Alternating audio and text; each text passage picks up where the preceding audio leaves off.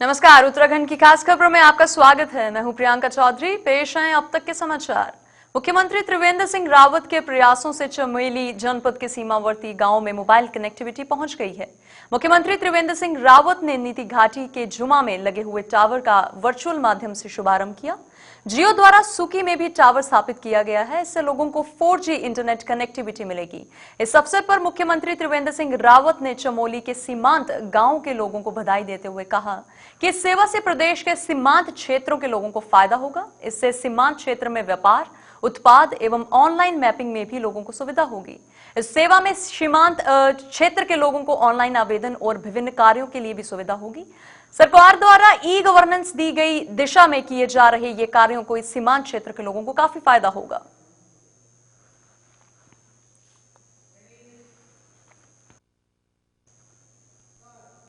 वर्ष 2012 में दिल्ली में उत्तराखंड की एक बेटी के साथ 3 दरिंदों ने गैंगरेप किया और उसके बाद उसकी हत्या की। मृतक के माता पिता ने मुख्यमंत्री त्रिवेंद्र सिंह रावत से उसके आवास जाकर एक बैठक की। इस अवसर पर मुख्यमंत्री त्रिवेंद्र सिंह रावत ने कहा है कि उत्तराखंड की बेटी के साथ जो हुआ वह बहुत दिल को दहला देने वाला था। किसी भी बेटी का पिता या किसी बहन का भाई इस पीड़ा को बहुत अच्छी तरह से समझ सकता है। मुख्यमंत्री ने उनके माता पिता को आश्वासन दिया है कि कानूनी लड़ाई लड़ने के लिए उनका पूरा सहयोग दिया जाएगा। राज्य सरकार और प्रदेश की जनता पीड़िता के परिवार के साथ है और हर प्रकार की मदद के लिए तैयार है। आपको बताते चलते हैं कि 9 फरवरी 2012 को दिल्ली में पौड़ी जनपद के नैनी डांडा ब्लॉक के मोक्ष गांव की इस बेटी के साथ 3 दरिंदों ने गैंगरेप किया और उसके बाद उसकी हत्या कर दी। दिल्ली हाई कोर्ट ने तीनों दोषियों को फांसी की सजा सुनाई थी। वर्तमान में यह मामला माननीय उच्चतम न्यायालय में विचाराधीन है।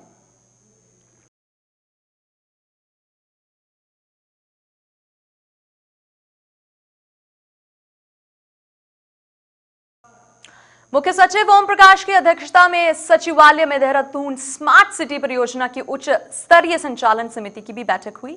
मुख्य सचिव ने निर्देश दिए हैं कि परियोजना की गुणवत्ता पर विशेष ध्यान रखते हुए परियोजना को समय पर पूर्ण किया जाए। उनका कहा है कि स्मार्ट सिटी प्रोजेक्ट के तहत स्मार्ट सड़कों के निर्माण में डक्ट का कार्य भी होने के बाद ही ब्लैक टेपिंग का कार्य किया जाए। बैठक में CEO Dehradun smart city limited Ashish Kumar Srivastava ने बताया कि देहरादून में इलेक्ट्रॉनिक बस परियोजना शुरू किए जाने हेतु प्रोटो बस इस सप्ताह देहरादून आ जाएगी, जिसमें मुख्य सचिव ने निर्देश दिए हैं कि प्रोटो बस को महिलाओं को समर्पित करते हुए केवल महिलाओं हेतु चलाया जाए।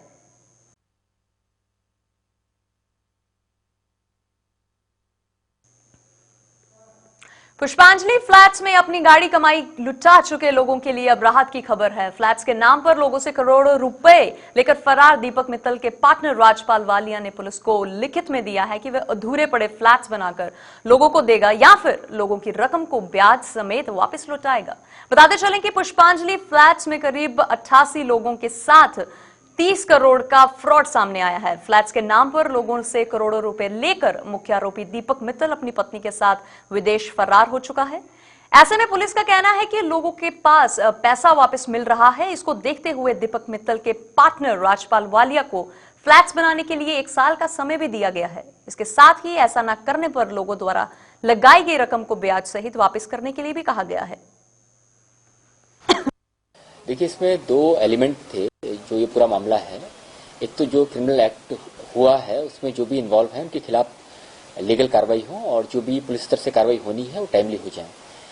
और साथ ही साथ जो जिन लोगों ने इसमें पैसा लगाया हुआ था, कई लोग ऐसे हैं पूरे लाइफ की उनकी जो जमा पूंजी थी सारी इन्वेस्ट कर दी थी, तो उनको हम लोग क्या रिलीफ प्रोवाइड कर सकते हैं। तो इसमें एक पॉजिटिव आउटकम ये रहा है कि जो इसमें जुड़े हुए लोग हैं उनका ये कहना है कि टाइम बाउंड मैनर में वो पोजीशन उनको प्रोवाइड करेंगे जो इन्वेस्टर्स हैं, और अगर पोजीशन नहीं हो पाता है, नहीं दे पाते हैं समय सीमा के अंदर, तो उनको विद इंटरेस्ट पैसा वापस किया जाएगा। ये उन्होंने कमिट किया है पुलिस से।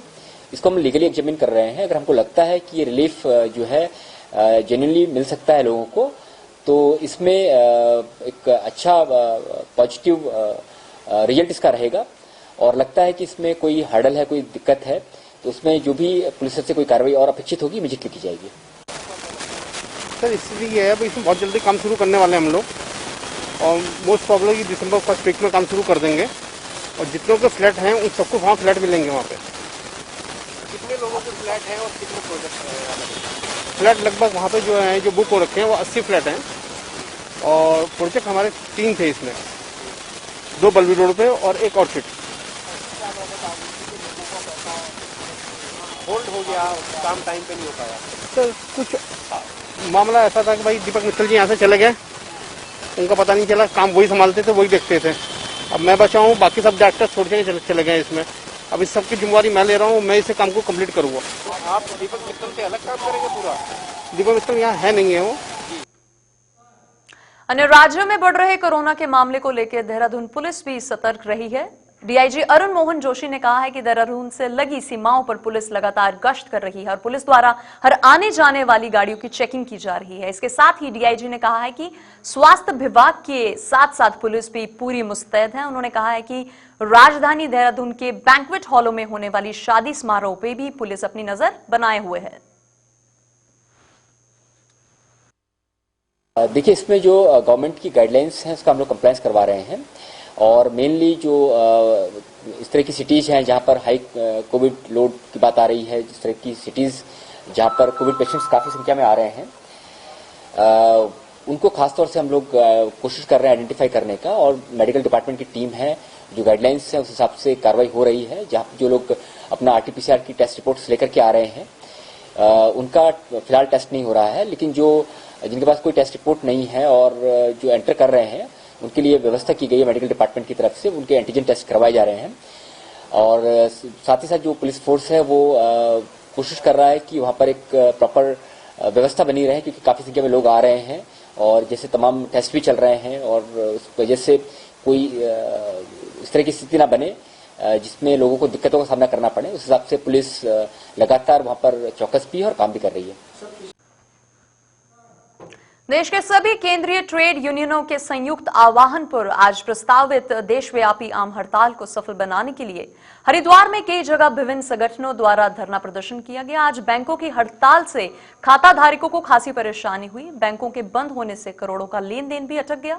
बैंक यूनियन के नेता राजकुमार सक्सेना ने कहा है कि केंद्र सरकार सरकारी कर्मचारियों के विरोध में निर्णय ले रही है, जबकि हित में कोई भी निर्णय लागू नहीं किया गया है। उन्होंने कहा है कि कर्मियों को मिलने वाले लाभों में कटौती की जा रही है। साथ ही उन्होंने 11वां वेतन समझौता जल्द लागू करने की भी मांग की है। एआईपीओ जिंदाबाद, हमारी जायज मांगे पूरी करो, हमारी जायज मांगे आउटसोर्सिंग बंद करो, आउटसोर्सिंग बंद करो।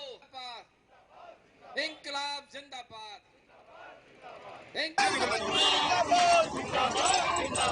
निजीकरण नहीं चलेगा।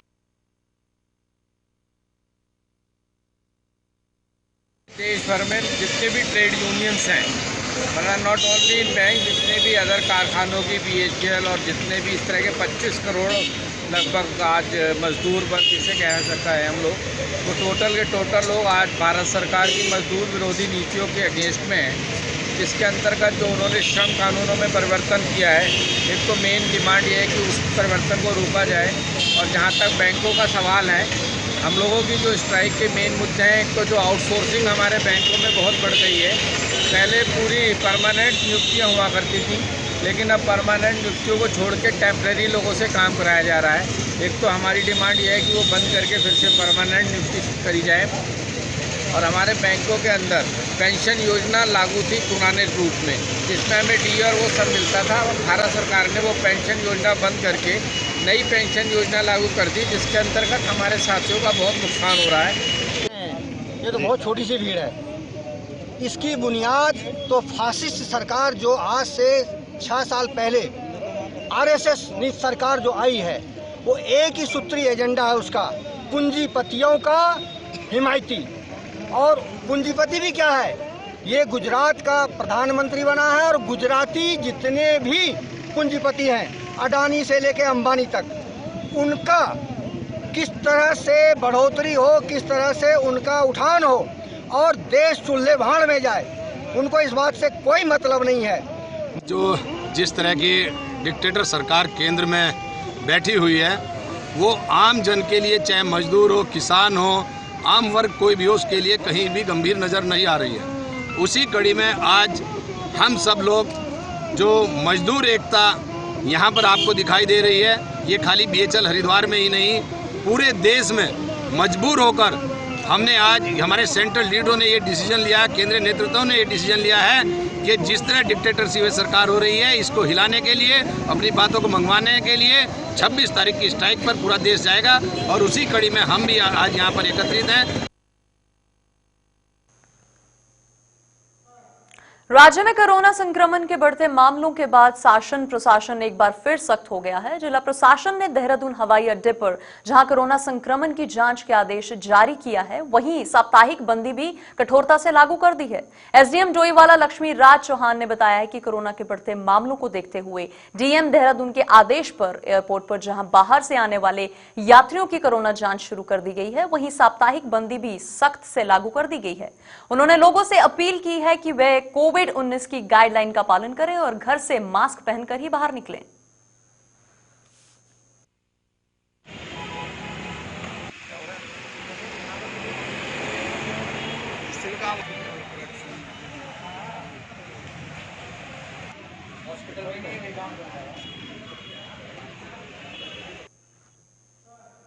हरिद्वार देहात क्षेत्र कोरोना महामारी का प्रकोप लगातार बढ़ रहा है। लक्सर में हालत और भी खराब नजर आ रही है। एक साथ कोरोना के 21 मामले सामने आने के बाद स्वास्थ्य विभाग के हाथ पांव फूल गए हैं। कोरोना के बढ़ते मामलों को लेकर स्वास्थ्य विभाग मानना है कि शादी विवाह के दौरान सरकार की गाइडलाइन का पालन न करने के कारण ही मामलों में बढ़ोतरी हो रही है। लक्सर में कोरोना के बढ़ते मामलों को लेकर हमारे संवाददाता जसवीर सिंह ने CHSC प्रभारी डॉक्टर अनिल वर्मा से खास बातचीत की। आइए देखते हैं उन्होंने इस मामले में क्या कहा है। लक्सर क्षेत्र में एक बार फिर कोरोना महामारी का प्रकोप तेजी से बढ़ रहा है। इसकी वजह ये भी मानी जा रही है कि शादी विवाह समारोह में गैदरिंग ज्यादा हो रही है और लोग सरकार की एडवाइजरी को फॉलो नहीं कर रहे हैं। इसे लेकर के कहीं ना कहीं स्वास्थ्य विभाग भी चिंतित है। किस तरह के कदम उठाए जा रहे हैं और क्या है आगे का प्लान, बात करेंगे। हमारे साथ में जुड़े हुए हैं CHC प्रभारी डॉक्टर अनिल वर्मा। वर्मा जी, जिस तरह से अब ये नए मामले सामने आए हैं, उन्हें लेकर के कहीं ना कहीं चिंता का विषय बढ़ रहा है, क्या कहेंगे आप? ये बिल्कुल सही बात है, चिंता का विषय है। जैसे जैसे भी शादी विवाह समारोह का आदि हुआ, इसमें कि आपको अगर 50 की अनुमति तो 200 जा रहे, 400 जा रहे, बड़ा चिंता का विषय है। लोगों मास्क नहीं लगा रहे, सोशल डिस्टेंसिंग का पालन नहीं कर पा रहे। और कल ही हमारा DM साहब और CM साहब के निर्देशानुसार में बॉर्डर और जितने भी हमारे पब्लिक प्लेसेस है, वहाँ पे जो हमारी सैंपलिंग चल रही है, हमारे रैंडमली कल ही 20 पॉजिटिव आए। ये भी बड़ा चिंता का विषय है। तो कहीं ना कहीं 20 केस आने का मतलब है कि आने वाले दिनों में ये आंकड़ा, यदि हालात तो इसी तरह के रहे, तो बढ़ सकता है। हाँ, अगर देखो, अगर पब्लिक नहीं मानेगी तो ये बढ़ने के ही चांस हैं। तो क्या स्वास्थ्य विभाग प्रशासन से किस तरह की मदद ले रहा है कि भाई इस पर किस तरह रोक लगेगी? अभी कल ही SDM साहब और पुलिस के साथ हम लोगों ने टेलीफोन पर वार्ता करी कि जहाँ जहाँ पब्लिक स्थान है, जो मास्क नहीं लगा रहे, उन लोगों पर कार्रवाई करी जाए, उन लोगों के चालान काटे जाए, उन पर कम से कम कुछ ना कुछ उन पर कार्रवाई करनी चाहिए। कुछ ना कुछ कार्रवाई करनी चाहिए।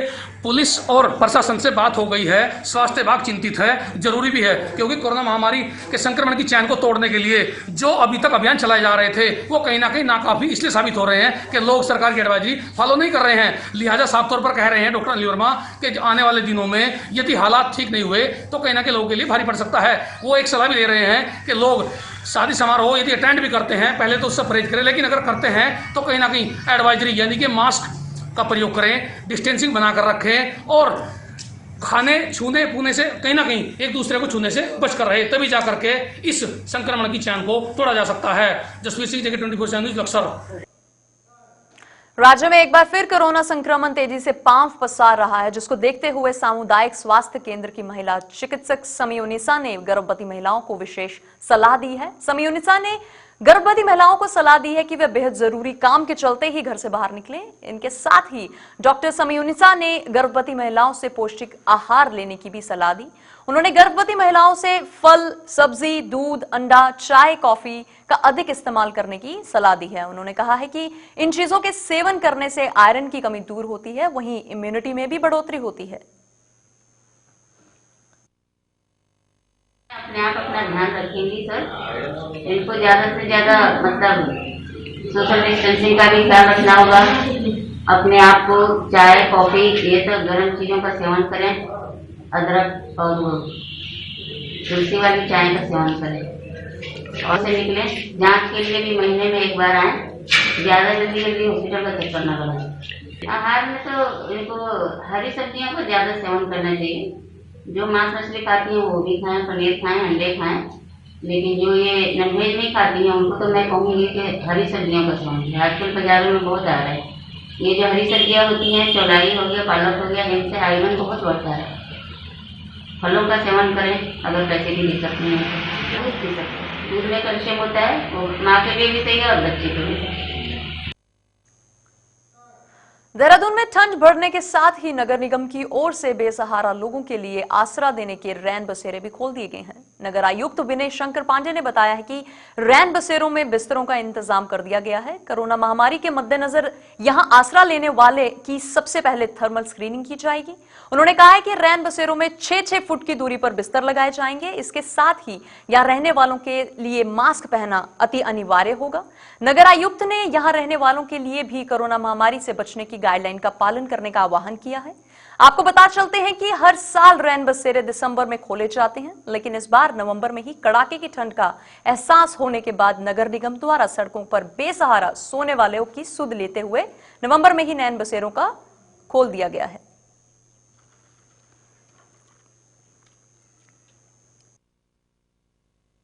नहीं, इसमें देखिए 6-6 फीट की दूरी पर कहा गया है कि लोगों को बिस्तर लगाने की परमिशन दी जाएगी और वहाँ पर संचालन के लिए हमारे असिस्टेंट इंजीनियर मिस्टर बधानी हैं, उनको नोडल अधिकारी नियुक्त किया गया है, ये इंश्योर करेंगे।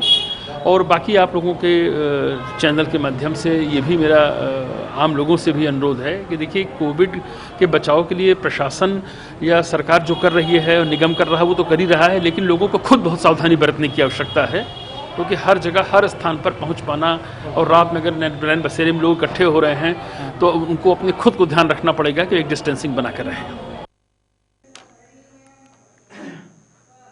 नगरपालिका परिषद मसूरी की बोर्ड बैठक 6 महीने बाद हुई, जिसमें मसूरी के विकास के कई मुद्दे सहित बिजली, पानी और सफाई को लेकर कई प्रस्ताव पारित किए गए हैं। पालिका अध्यक्ष अनुज गुप्ता ने बताया है कि मसूरी में तमाम शौचालय बंद पड़े हैं और इन्हें सुचारू करने का जिम्मा निजी कंपनी को सौंपने को लेकर विचार किया जा रहा है। इसके अलावा मसूरी में एक म्यूजियम बनाने का भी प्रस्ताव पारित किया गया है, जिसमें मसूरी के 200 साल पुराने इतिहास को संजोया जाएगा।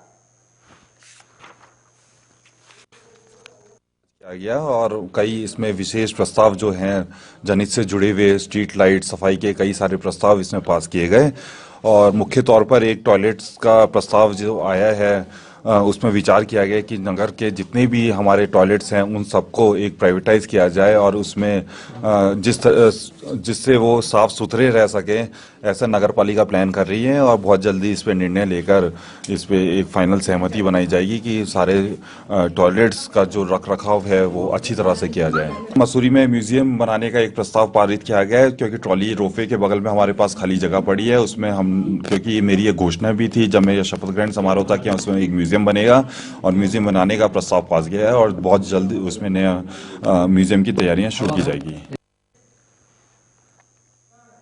डोईवाला प्रशासन ने कल से शुरू होने वाले पर्रई सत्र की तैयारियों को अंतिम रूप दे दिया है। शुगर मिल के तर्राई सत्र को उद्घाटन मुख्यमंत्री त्रिवेंद्र सिंह रावत करेंगे। इस अवसर पर विधानसभा अध्यक्ष प्रेमचंद्र अग्रवाल के साथ तमाम लोग मौजूद रहेंगे। किसानों को इस दिन का बड़े दिनों से इंतजार है, क्योंकि ये सत्र जहां किसानों के चेहरे पर खुशी ले आया है, वहीं इस बार चीनी मिल प्रशासन ने गन्ना पर्रई का लक्ष्य 30 लाख क्विंटल रखा है।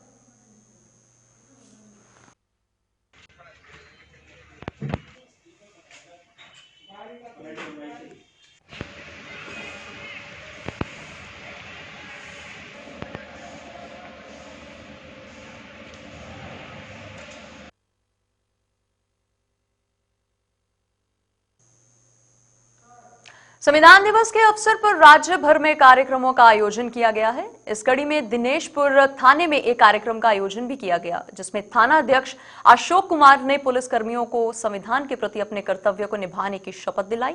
इस दौरान थाना अध्यक्ष अशोक कुमार ने कहा है कि संविधान दिवस पर पुलिस कर्मियों को संविधान के प्रति निष्ठा व कर्तव्यों को निभाने की शपथ दिलाई गई।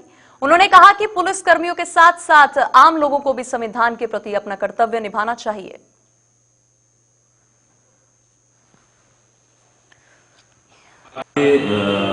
भारत के संविधान को संविधान दिवस के रूप में मनाया जाता है।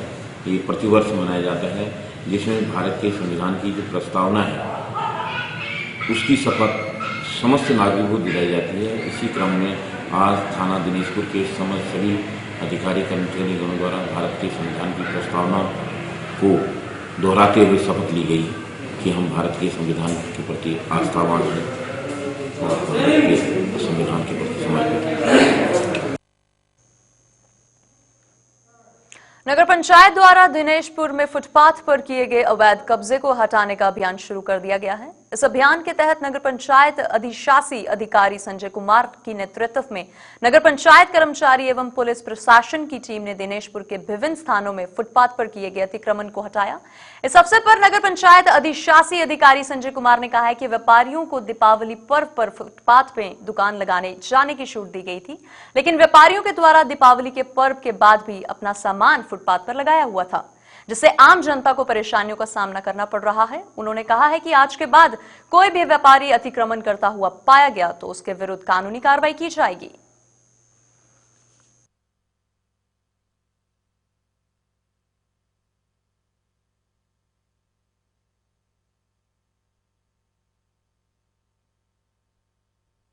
अभी हमारी व्यापार मंडल के पदाधिकारियों से जो है थाने में जो है बैठक हुई है, तो व्यापारियों द्वारा ही जो है इस बात को वोट दी है शहर में जो है अतिक्रमण को हटाया जाए। तो इसमें कुछ व्यापारियों का ये कहना है दिवाली के तक हमें समय दी जाए, अब तो दिवाली का त्यौहार खत्म हो गया। इसी को दृष्टिगत रखते हुए हम जो रोड पटरी है इससे जो है जो भी अगर सामान बाहर रखेगा उसके खिलाफ जो है कार्रवाई करेंगे। वो अनाउंसमेंट हमारा हो नहीं पाया तो हमने आज चेतावनी दे दी कल से जो है बाहर ना रखें, रोड पटरी पर सामान ना फैलाएं। अगर कल स्थिति होती है तो इसके हम जुर्माने या जो भी चालानी कार्रवाई होगी हमारे साथ हम लोग कार्रवाई करेंगे।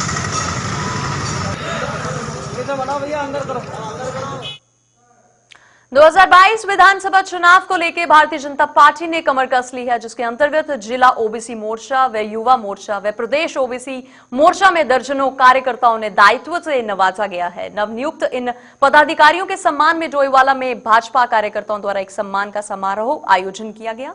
इस दौरान नवनियुक्त पदाधिकारी ने कहा है कि पार्टी ने जो भरोसा उन पर जताया है वह उस पर खरा उतरने का प्रयास करेंगे और वर्ष 2022 के विधानसभा चुनाव में पार्टी को भारी बहुमत से विजय दिलाने का भी प्रयास करेंगे।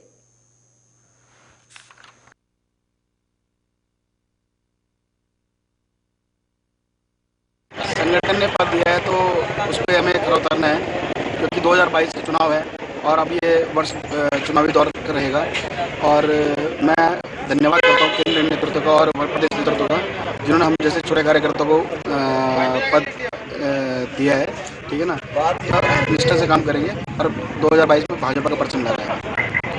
वो पार्टी संगठन ने जो हमारे भाजपा के नवनियुक्त पदाधिकारी हैं इन पर विश्वास जताया है, इनको दायित्व दिया है और मुझे उम्मीद है कि ये लोग इस अपेक्षाओं में भाजपा की और पार्टी संगठन की अपेक्षा में खरा उतरेंगे, पार्टी को मजबूत करेंगे, पार्टी की संगठन की रीति नीति को जन जन तक पहुँचाएंगे।